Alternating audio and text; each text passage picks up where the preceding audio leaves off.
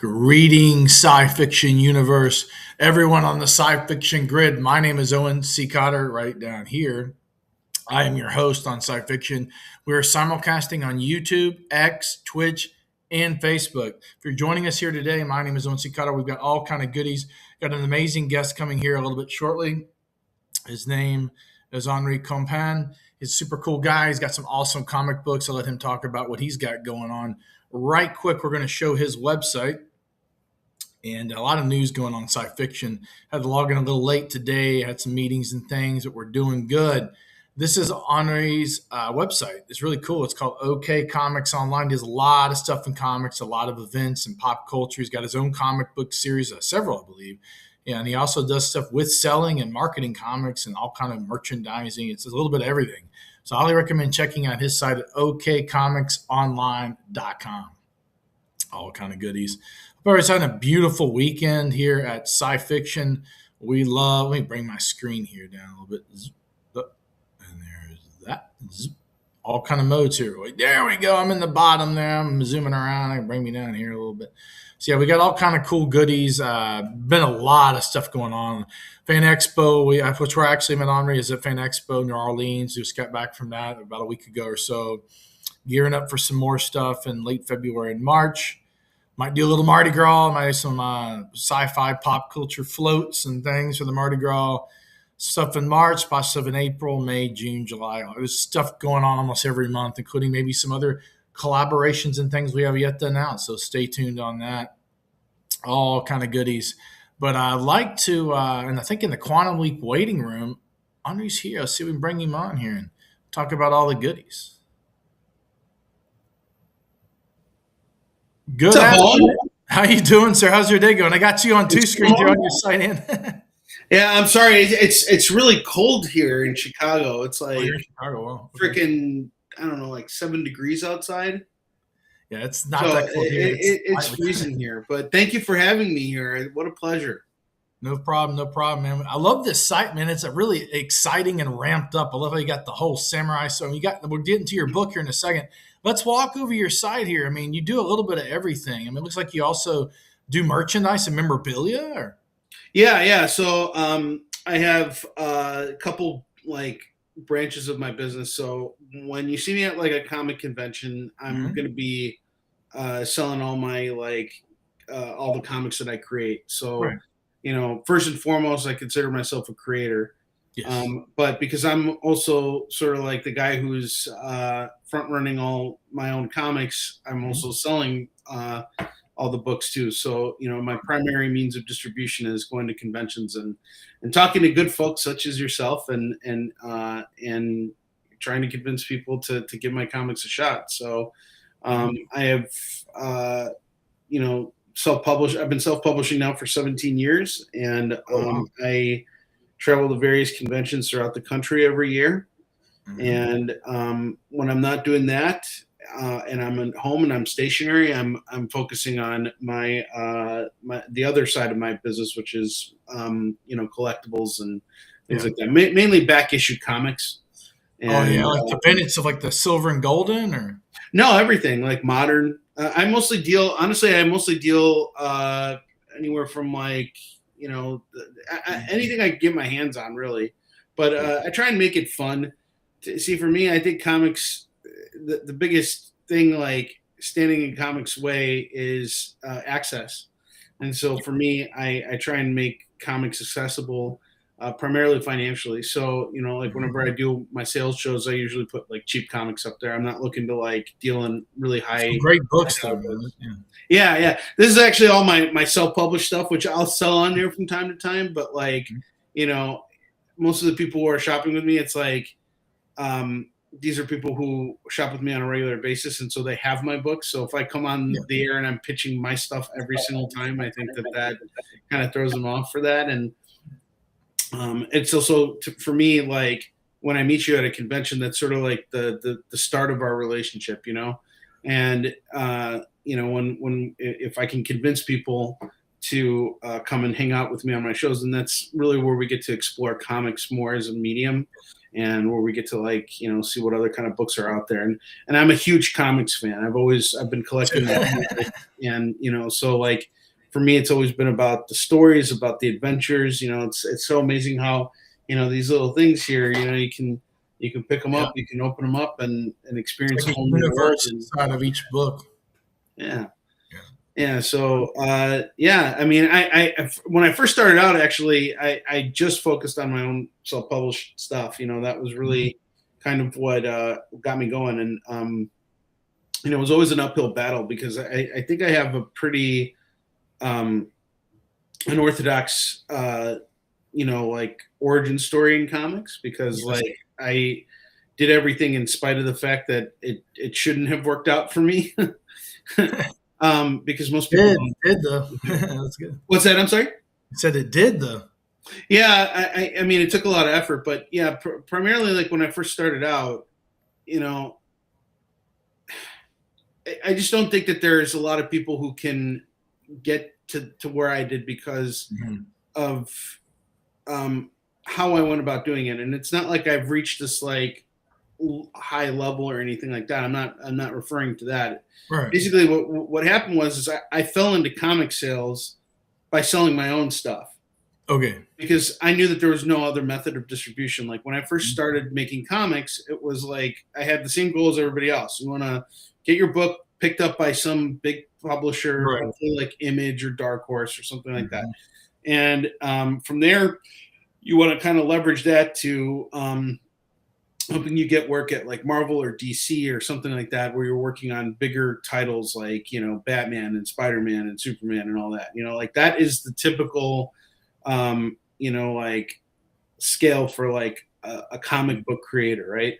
Yeah. And the thing about a lot of comic book writers is that they're not actually coming at comics first. They're actually coming from different, Backgrounds. Like, like yeah. they're coming from different industries. Like Right. they're coming from video games, movies, primarily movies and TV. Like they get their start there, and they're like, okay, I did this awesome TV show. Now I want to work in comics, and they don't even have to worry about. Speaking of that, the Yeah. gentleman that just chimed in here and says some great artwork there on your Oh, comics. thank you so Yeah, much. he's a big comic creator himself. He actually he's one of my buddies, and I'm actually his agent. But he Oh, that's awesome. is a massive contributor to pop culture and sci-fi, and he actually co-created the Stokerverse and Dark Legacies comics. So that's very cool that he just chimed in there right off the Chris, nice bat. to meet you, sir. Yeah, Yeah, thank you he's a very good guy. much. I appreciate the compliment. Thank you. He's Uh, worked with a lot of people, and like Del Barris and stuff like that. So I thought that was really cool. Yeah, I thought he's off right now. I guess chiming in. Everybody's chiming. Got a lot of comments here. I was gonna say your book that I saw that we got a copy of it over. We actually for the fans we met over at Fan Expo in New Orleans. How did you like that event? Was that the first one you've oh, been that there? was fantastic. Yeah, that was my first convention of the 2026 season, and Ours is right. it was great. We sold out of everything. It was a great little Great. convention. So I'm happy. And I love New Orleans. New Yeah, Orleans New always. Orleans is great. I had to get me a couple bowls of gumbo while I was down there. Well, actually, this time I had my first beignet, and I had my Okay. first Uh, muffalo, Buffalo, or whatever we call it. Yeah. muffalado. Muffalata. Yeah. Muffalata, yeah, I had my first muffalata, yeah. So, yeah, it was You did great. get a lot of good food down there, man. It's Oh crazy. man, you can't go wrong with the food in New Orleans. Yeah, no, it's great. I love it, and the vibe is great, and it's nice. I mean, like in Chicago, it's like freaking cold, but like you go to New Orleans, and it's like, hey, it's actually kind of warm here. So, There was a party. I think they had the 25th anniversary of Lord of the Rings was down there over in New Orleans. We were trying to go to the Republic just to check that out because Elijah Wood was spinning some records, right? But we couldn't get to do that because that place was so packed. And my buddy's like, man, we got to do something else. There's like 500 people outside the venue. So I'm like, I got an idea like Han Solo, right? So we took them. They're not paying me to show this, but I will show this. Is pretty cool. And they got some amazing food there as well. There's this place right around the corner from the Republic where the Fan Expo party was at. It's called Jolie. And this place is like you stepped into the Great Gatsby. I mean, look at that. Isn't that crazy? yeah, that's They got, awesome. they're making food. They got anything and everything. I'm Oh like, my god, that looks so I'm good. just looking at that, dude. But look Yeah, at this place. I mean, look at that. It's like swank. It's just, I mean, unbelievable. This is in Julia Street in New Orleans. kind of somewhat close on the riverfront. Amazing. I mean, look at all that, man. But it was hopping, man. Was it like local cuisine? Like what Yeah, well, they got cuisine, but at night, this is kind of cool. At night, they turned Jolie into like a fine dining club where you can get like reserved seating. So they have seating by. They have a spinning disco records and techno and sci-fi. It's crazy, man. That's some of the best DJ music I've ever heard. It's very classy. It's not like it's very well mixed. Okay, so I got wait. We gotta step back for a minute. Are you telling me that Elijah Wood was DJing? He was across the street spinning. This dude was the other dude because across the street at the Fan Expo event, there was like 500 people. The line was all the way down to the other curb and the other blocks. I didn't know Elijah Wood was spinning. Yeah, that's what he said. And I must have been him because there's so many people. He said that on stage at the panel down there because we were down there kind of up in the front row. And he said, yeah, I'm going to be spinning records down over at Republic. And that must be why that party had so many people. Oh, man. It's so amazing how these guys are so multi-talented and they do all these things. Like Paris Hilton spins too. Check, she's pretty good too. Really, I didn't. Paris Hilton. Mm-hmm. She's a DJ too. I met a lot of those DJs. I was supposed to. This is kind of funny for the fans. Years back, this is like it's like almost 2 or 3 times I was supposed to hang out with will.i.am for different reasons. But one time I was at a New Year's party and it was like 2010 and at the Luxor. And this is crazy because I love the Peas, the Black Eyed Peas, but David Guetta was there, the French DJ, and they were doing a duel-off there with Fergie hosting. I was like, man, I want to go to that. And we had the head of Interscope Records on the phone. He was set it all up. Then he went out of the country, and we couldn't get a hold of him. And he's like, oh, guys, I'm so sorry. Oh, man. No, of course. Of course. Yeah, last minute, man. That was time number 1, time number 2, and then I'll never know. Yeah, there's those guys, man. Let's talk about legends, man. I mean, like, what he broke off.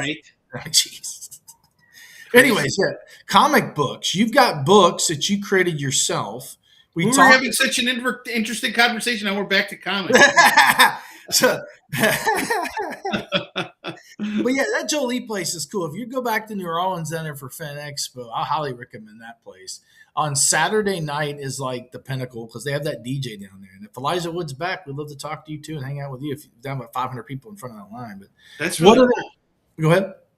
No, I was just saying that's really cool. That's awesome. I'll be back next year as long as they have me back. Oh, cool. I'll be back. They used to be called Wizard World, and I actually found out what happened. So during the dark times before the age of the empire, the pandemic, they had to do all their events virtual Wizard World, right? Like on Twitch and stuff. No, like that. The way it worked was Wizard World was initially. Oh, I know the whole story. And do you want to know the real story? I know the real story, but go ahead. I mean, this is your show, so please tell it. Oh, no, I want to hear your version of it, and I'll see if there's any things that I may not know. Yeah, sure. Well, so Wizard originally was a magazine that was published. Yes, I forgot. And it was like kind of like the comic book Beckett, but it was also kind of like the trade magazine. For toys, they had toys too, didn't they? They did, but it was primarily a comics magazine. Amazing. And like that they featured like, this is all the new comics that are coming out. This is what was cool. Here's our best like top 100 comics. Here are all the prices of current comics and everything. I'd use that. I bought like hundreds. I had bricks of them at one point. Yeah, totally. And they were collectible too. I mean, like Wizard itself was like collectible. There was like really cool art in there. I mean, it was a big deal. And then they got into the convention scene and they started hosting some of the biggest shows. Like Chicago in particular used to be a huge convention scene for like, it used to be the biggest convention scene. It's like that early proto MegaCon, which is now part of it. Yeah. And that was when, like Marvel and DC everybody were coming there. And then of course things changed over time. And so Wizard was around up until 2021. 2021 was when they got bought out by Fan Expo. Yeah. Which was a company that's based in Canada called Informa. Yeah. They purchased Wizard World, and so they started kind of they took over from everything. And I think they kept some of the staff, but then they restaffed and did all their. Do you know the purchase price just by cap and stance? No, I mean, I probably heard it somewhere, but like I'd love to know that. They just for kicks. I always love numbers. Well, I was at their final show because the final show was in Chicago, which is my neck of the woods. It's like 15 minutes from my house. The final year, I mean, it was like it was dead. It Yeah. was absolutely dead. The floor was dead, and because it was a transition year, but it was also we were all coming out of COVID, so it was like we were just there, and there was just no one on the floor, and it was just like you could hear the convention dying. It was I forgot what song I heard playing, but there was There's like a song. well, because there's always music somewhere, like when you're on a convention floor. And there was just this one song that was playing, and I'm like, this is the perfect song for, the death of Wizard World. And, and the following year since, because I do the Chicago show every year, it's my home show.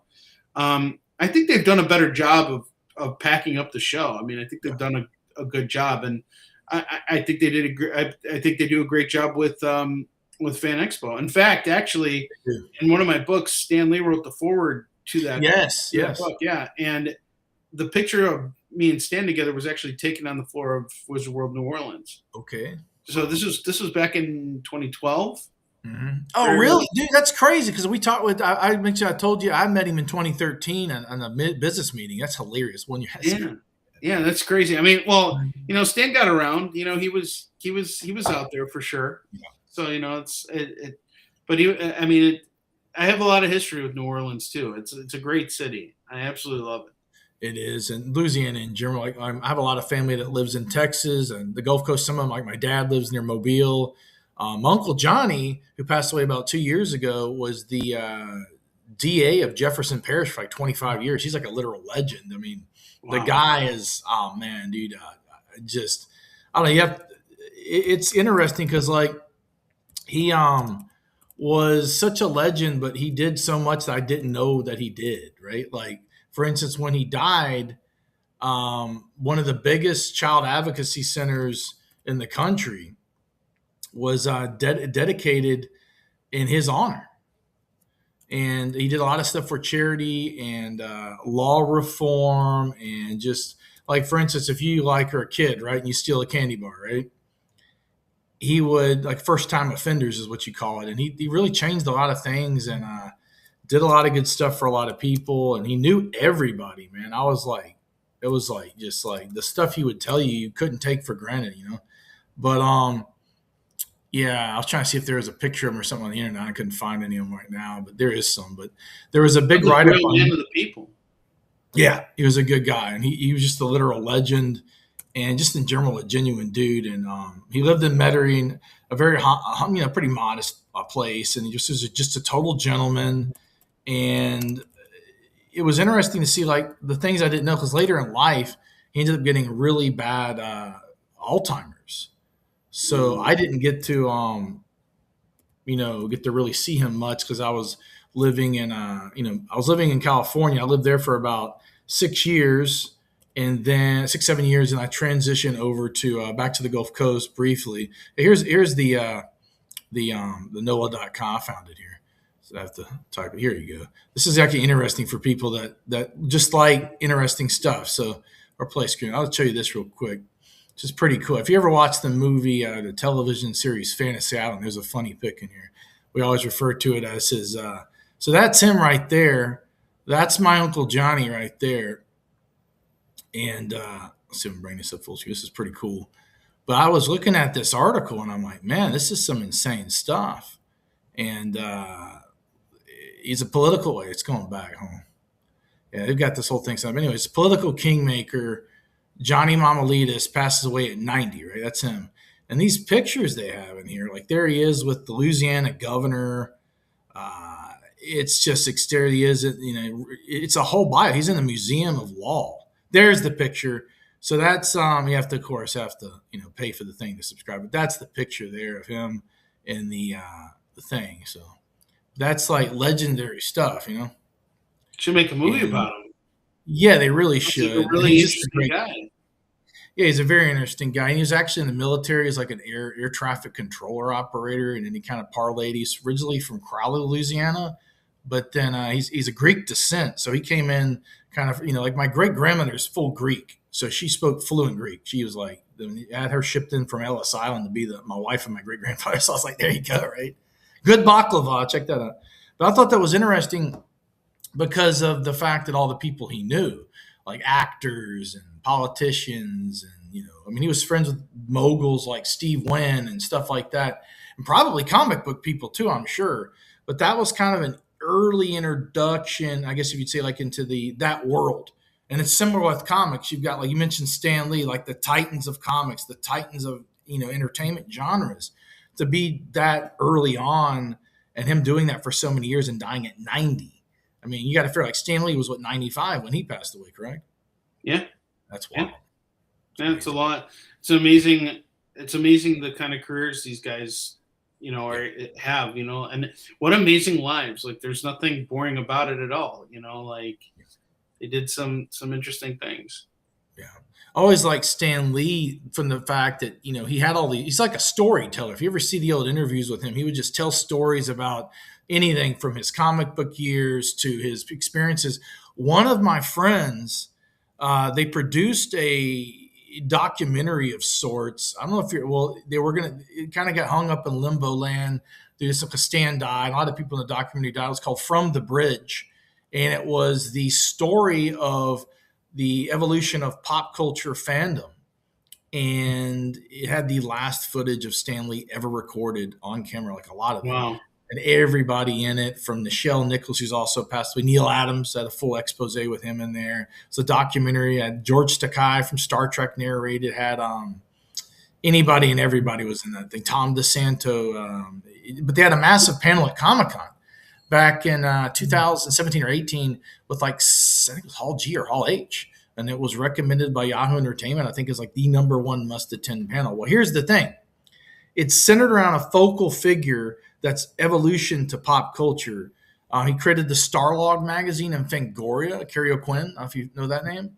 So Not really familiar. I'm sorry. It's old media. It's before digital. So he was the one that introduced George Lucas to Gene Roddenberry in 1987 at the 10th anniversary. And I found out that there is actual hardcore, really high-res restorated footage of George Lucas and Gene Roddenberry meeting for the first time ever. Huh. Never been released. That is amazing. Yeah, so what is going on here is this year's the 60th of Star Trek. Next year's the 50th of Star Wars, right? So I'd like to see, if you, the fans, are interested, hit me up. We may have a treat to bring to Lucas full circle 50, 45, 40 years later, full circle, where we may do something special at Star Wars Celebration and just floating that out. We don't know how it's going to work, but the gears are in motion, the steampunk gears, and there you go. I thought it was cool. I thought it was a cool concept. I came up with the idea. They have the footage. I actually met George Lucas once. Oh, you did? Was he cool? Well, here is the funny thing. So I went to I used to live in the city, and George Lucas's wife, she lives in Chicago, so I think he spends a lot of time here in Chicago. Yeah. Anyway, there's a Starbucks connected to the building I was in. Mm-hmm. I was just going outside to mail something out. My neighbor comes up to me and goes, George Lucas is in the Starbucks right there. You should go and talk to him. And I'm like, all right, yeah, screw it. I'll go say hi to George Lucas. So I walked in. I see him. Mm-hmm. Guy's just getting coffee. I just walked up to him and I said, hey, man, thanks for Star Wars. Shook his hand and walked away. Like I didn't, Oh, wow. Did he smile or anything like that? Or? I think he was caught off guard. He's not a very, from what I understood, I heard later on, I mean, I'm sure if he knows you, it's different. But like if he doesn't know you and you walk up to him and shake his hand, I think that's kind of off-putting. You know what I mean? It's like, and that's how a lot of celebrities are. I mean, you probably saw this at a lot of cons. Yeah, you have to be in their ecosphere to kind of be, like they don't. Yeah. I mean, you try and give these people some anonymity because, like, even if you recognize them. These are people who are getting, recognized all the time. Oh, that's cool. Yeah. So that's the picture everybody's seen. Wow. But the actual video exists. What's my idea for you, the fans? I'll just go ahead and say it. I want to gift this footage to the Lucas Museum of Narrative Arts and have some kind of an exhibit talking about, the impact of pop culture media with this footage. I think it makes some good content for the museum. Totally. We'd like to showcase the actual footage on a massive jumbotron at Star Wars Celebration and bring Lucas and maybe possibly Gene Roddenberry's son out to, full circle 40 years later. That's the goal. So That's really cool. yeah, That's really I cool. mean, look at that picture, man. That's Yeah. like two legends. Whoever restored that did an incredible job. Well, that's just the picture. The actual video is insane. That's two titans of industry, Yeah. two flips of the coin. And Lucas has even gone on to say in Roddenberry's documentary, I believe it's Trek Nation, said Star Wars wouldn't have been around because Star Trek's like the little engine that paved the way for Star Wars, something like that. So I'm like, wow, man, look at that, man. But anyways, Kerry O'Quinn was the one that introduced both of them. I believe that might be him in the background right there. And that being said, I mean, your books, by the way, I was watching a clip of something I saw. And if you look at Soon Shin, it's kind of like the real life stormtroopers. It kind of had some Star Wars influence. Oh yeah, well, Lucas was really inspired by the work of Kira Kurosawa. Yes. Hidden Fortress and everything. So, the look of the stormtroopers, even Darth Vader, it's all derived from samurai and stuff like that. So, I always kind of felt like even though Soon Shin is based on history, it's we make it as applicable to Western audiences as possible, so that it feels like it can be sci-fi or it can have that feeling to it. And your hero's based on a real life character that was from the 1500s. You did a lot of research on that, I'm sure, right? Yeah, I worked with the Korean military on that. Actually, I went to Korea in 2008, and I mean, prior to going there, I had to read a lot of material. And I spend a lot of time learning about Soon Shin and stuff like this. Now, granted, our book is a fictional take on, the actual history that took place. So some people are like, did this happen? Yes, it happened. Did it happen necessarily the way that we showed in the book? That's. But it's got the historical provenance of like what had happened in the actual, the character. There he is, right there. Yeah, and the battles themselves are very thoroughly researched. So it's like, this is not where you want to mess up, is with the battles themselves. What happens? It's a gorgeous book. Who did the art on this? Just curious. So we had multiple artists. So the first artist name is Giovanni Timpano. Okay. He's based out of Italy, and he stayed with us for 5 issues. Did he work with Image at all, or is that somebody? He did actually. Okay, I met him. He's a good guy. Yeah, he was over on some stuff. I think I met him back last year at Comic-Con. He actually doesn't come out to the States very often. This was a rare. It's the same guy. He was from Italy, and he was very rarely. He said it was his first one he ever did. Wow, and he was in New Orleans. He was in California. It was in California, huh? I think it was him. I believe it was him, as he worked with Image. This guy worked with Image. Yeah. Well, he's worked with a lot of publishers. He's worked with IDW. Yep. He's actually working for Activision now. He's doing all their he does all the Call of Duty comics. Yeah, we interview a lot of the artists, and man, there's some great ones. Over at Fan Expo, speaking of that, several of those artists are my buddies, and like are you familiar with Tim Laddie or Vernon Smith down there, the Star Trek? He does the Star Treks. No, I'm not. I'm sorry. I wish I did. I mean, they both live down there in Raleigh. Connect with them. Yeah, they're good guys, man. They're really good guys. And Tim does a lot of stuff with IDW. You mentioned IDW. He does like the Turtles crossovers and the Transformers and the Ghostbusters, while as Vernon does a lot of the new Star Trek Lower Deck stuff. He's been doing that over the last few years. And just solid dudes. We did a panel. The second Fan Expo opened at 3 p.m. Our panel was at 3 p.m. So they kind of rush in there and get checked in and get up there. But it was a panel on the Star Trek state of the franchise of all Star Trek, and we had a lot of people were in there asking questions about the different fandom, and a little bit. There was another guy, one of the other ones, was talking about he wanted to know about Trek, but he was a Star Wars fan, so this is kind of interesting, man. Yeah, it's pretty cool. But your book is absolutely amazing. I've got a couple copies of the ones we got at Fan Expo. What was there any, like, beyond Star Wars? Was there any kind of inspirational things that were pulled into this that kind of helped you guide the character development and the story plot? It's interesting that you mentioned Star Wars, because Star Wars was a major inspiration for me in the sense that it was a trilogy, and we wanted to make it a trilogy. And the original Star Wars movies, those were fantastic in the way they were put together and everything. And I'm also a fan of the prequels too. In terms of anything beyond that, I'm not really the biggest fan, but I It really, doesn't have the Lucas Midas touch of approval. Right? yeah, yeah. I mean, honestly, dude, like I loved the six movies that Lucas directed a lot, and I really really loved the prequels. I thought they were good too. Yeah, that's Um, our childhood. That's like people's like they grew up with that. That's like and the legend. and I loved them all. I mean, there are a lot of people who really hated Phantom Menace. They hated Jar Jar Binks. They hated this. You know, they He hated got that. so much hate in best, And but there I is. felt There's just too bad much for hate. But like, look how well those movies age. And you know what? They not only stood the test of time. I will say this in comparison to the episodes 7 through 9, him. which I honestly like. I saw this really cool Netflix documentary about Star Wars, Mm. the toys that made us. Okay, yeah, Yeah, that's yeah, the guy from the Cell Company. yeah. Yeah, he's a good guy. So for Lucas, a lot of people were saying, well, he kind of dialed it in for Phantom Menace because he was really trying to make money off of the pod racing and all that stuff, and then that didn't pan out. That scene And is incredible, by the way. The it sound. is. It holds up, but like that was a cash grab for him, and I'm like, that was a good movie. I mean, like the duel of fates between Darth Maul and Obi-Wan, like Two that is sabers come out legendary like, oh filming.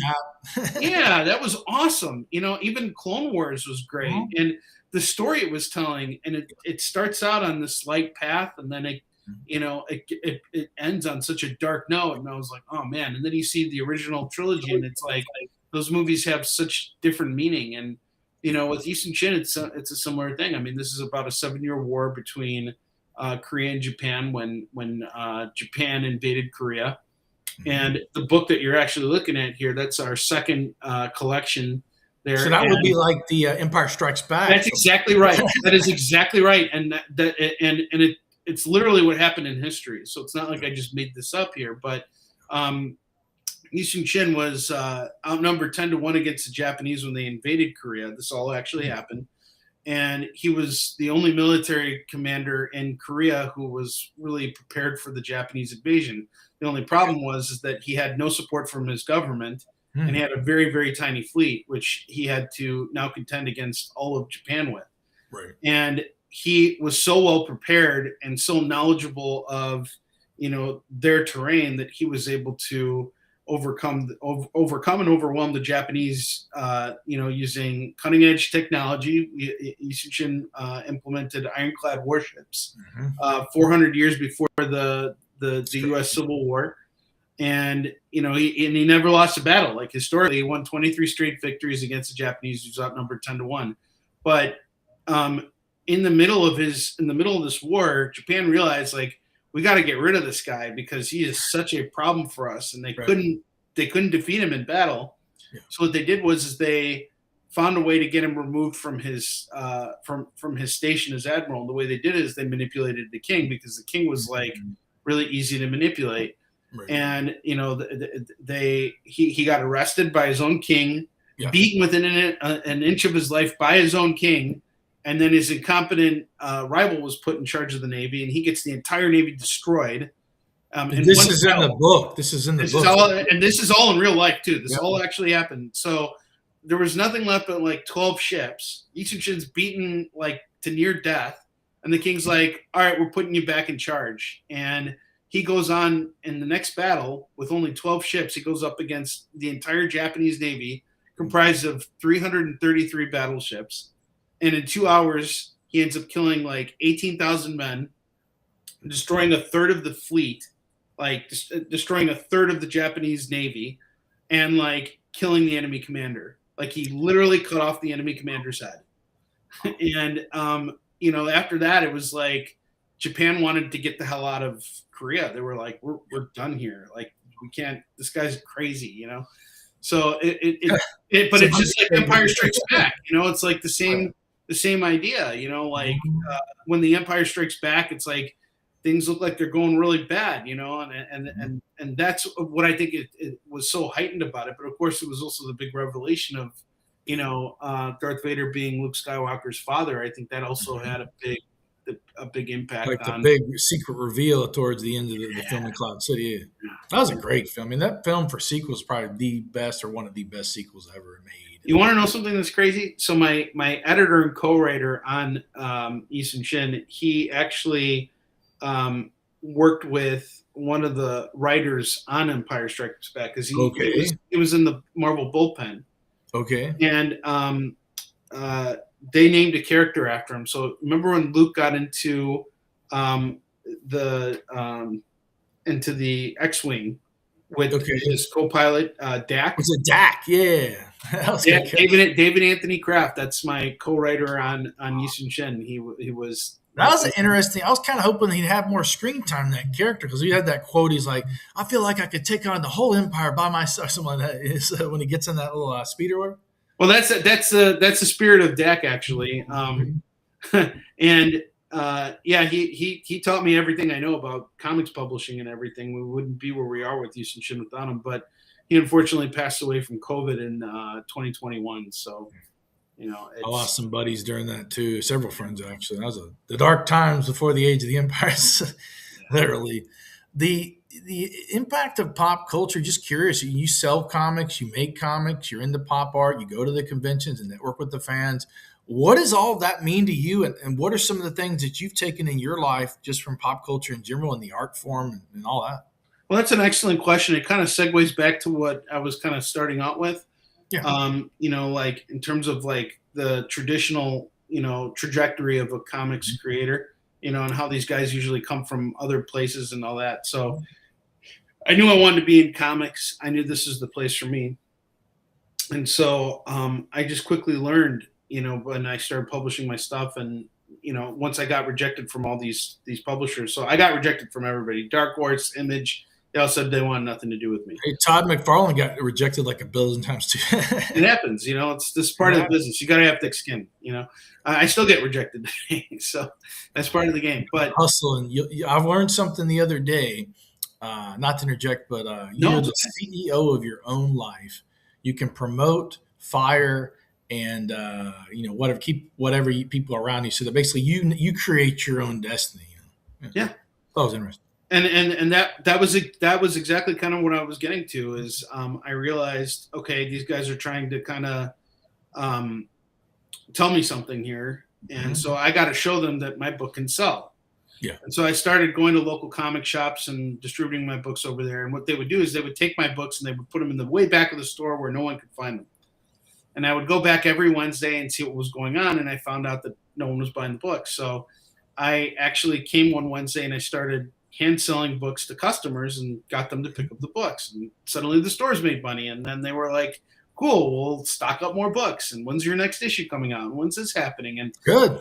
Yeah. And then I started doing conventions and I realized, wow, this is like more bang for my buck here. Like if you go to a comic shop, you can only do so much in a comic shop. But if you're on a convention floor, you can talk to thousands of people and, and start doing your thing. So that's really kind of where I got going. And so, I say that it's unconventional because I made a career at doing conventions, but it's cool. I love it. It's just fun. I learned to love it. I love talking to people. I love, we met on a convention floor. For me, I get a thrill from it, and it's challenging. It's really thrilling because every time I do a convention, I got to send X amount of books. And like, let's look at Fan Expo New Orleans. Like I said, I'm from Chicago, so for that show, I have to make a certain amount of money to justify my time being there.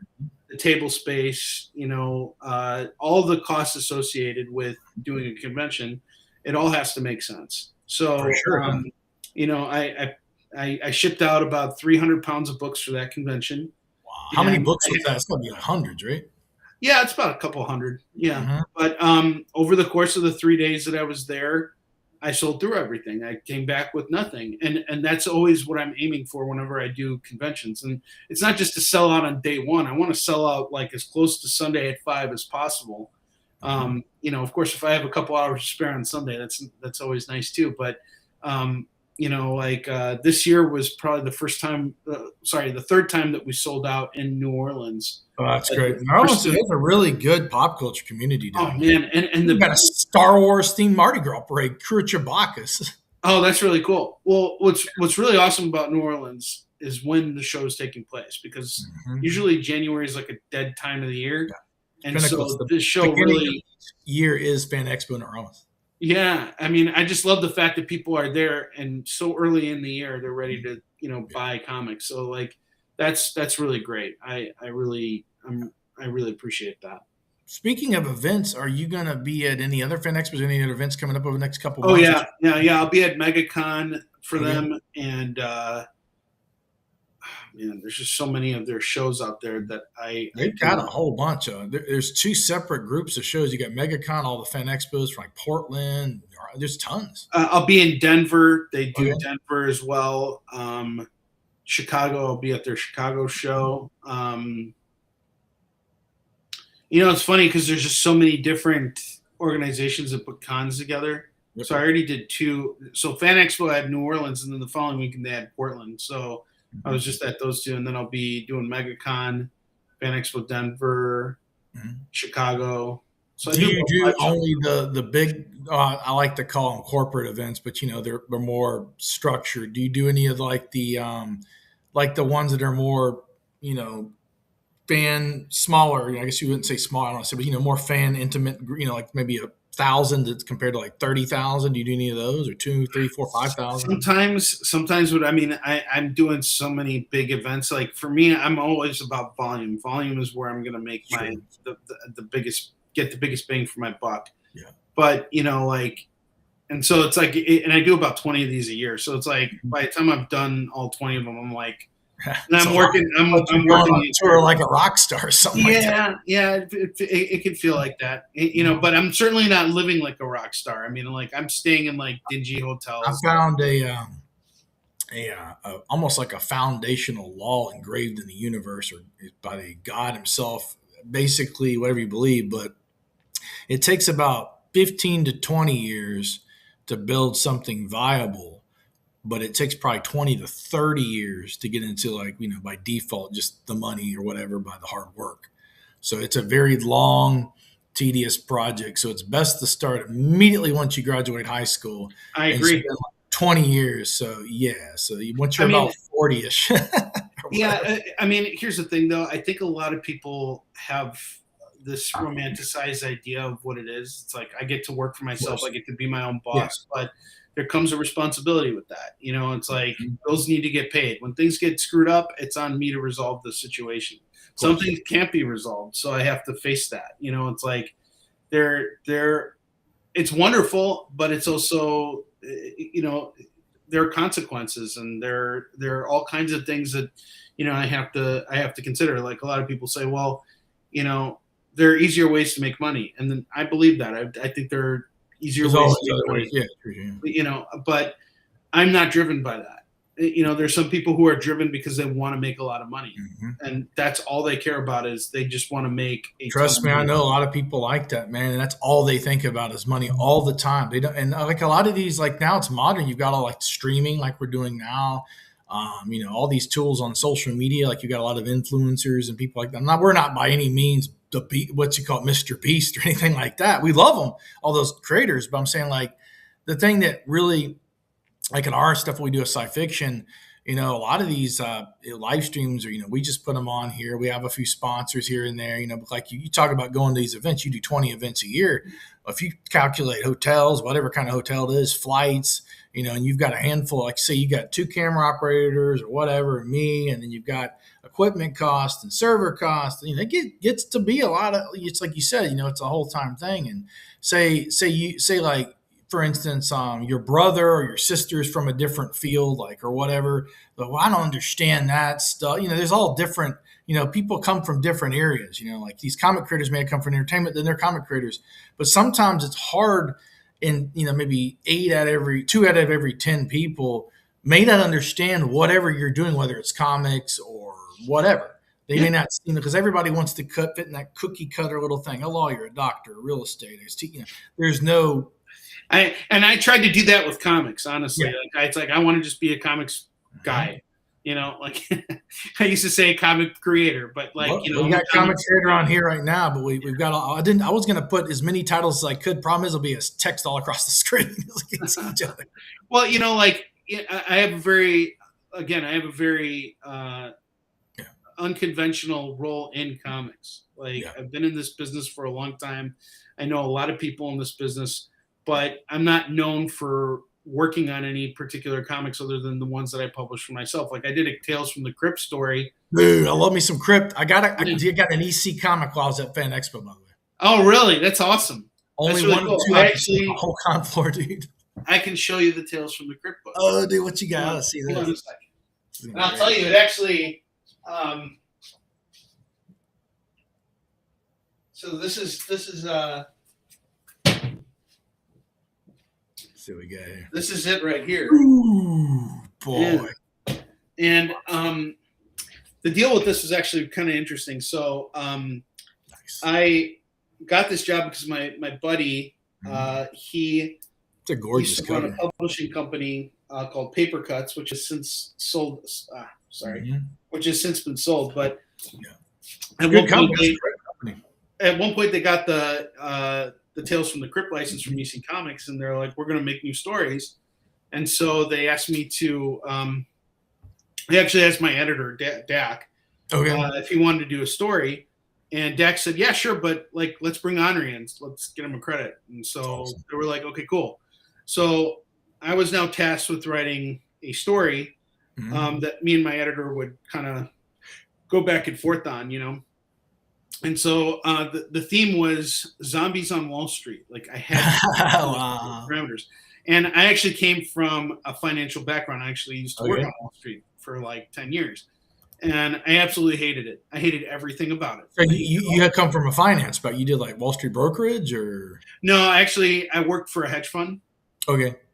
But I was doing back office stuff, so I wasn't actually on the front side. Like I wasn't like an analyst or anything like that. I just, you know, I was just the guy that, you know, packaged up technology, unpackaged technology, you know, like set up workstations, broke them down, you know, like stocked the vending machine, you know, like got, you know, I was out of college, you know, and you know, so it was a good job. It paid really well, but it made me miserable, and I didn't see any growth for myself there because, you know, to be an analyst, you have to be really obsessed with the market, right? You have to have the fortitude to be able to deal with, you know, risking a lot of money, you know, and it's like I had no interest in this stuff. Like this is not what motivated me.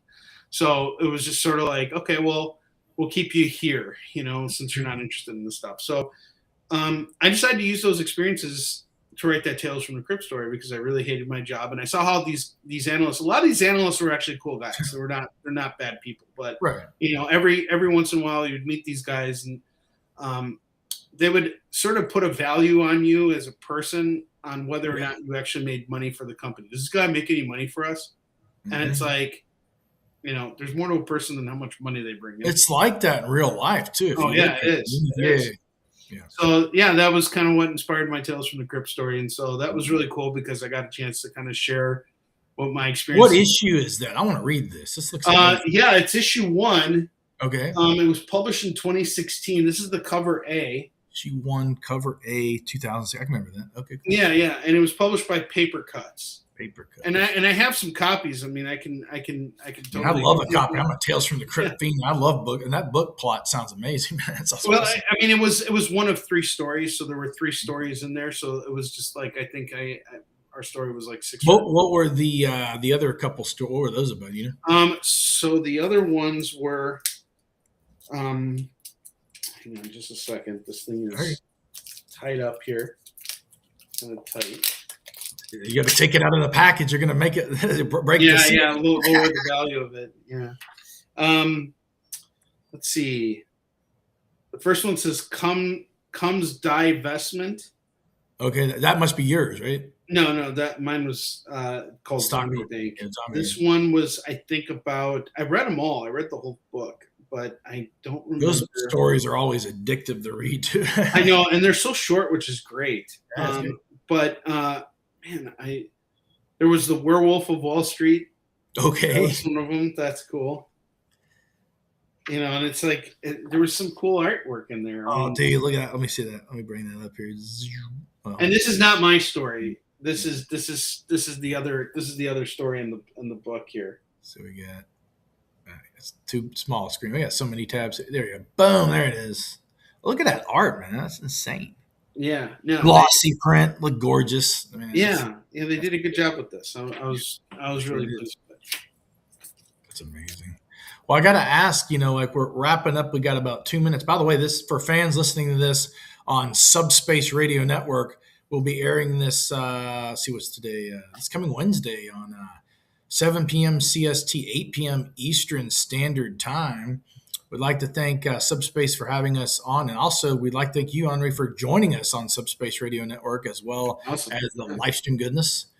And I'd like to talk with you more about have you on again as a guest. Is there any kind of links we can start share before we end the broadcast? Or? I guess the best thing to do, and this is really weird, but the best thing to do is really follow me on Facebook. Okay.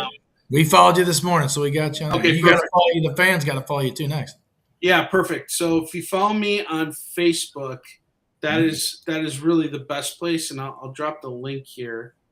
Okay. And is there a chat where I can? Yeah, we might could bring that up here. Let's see what we got here.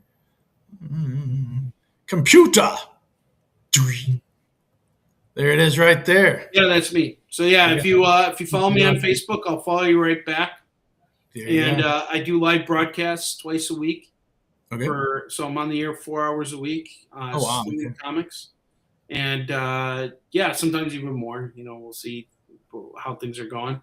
But then I'm also traveling to cons and things like that. But best way to stay in touch with me is just follow me on Facebook, and I'll follow you right back. Very cool. I want to thank you so much, Onrie, for joining us, and thank you, the fans. Thank you. Oh, you're awesome, dude.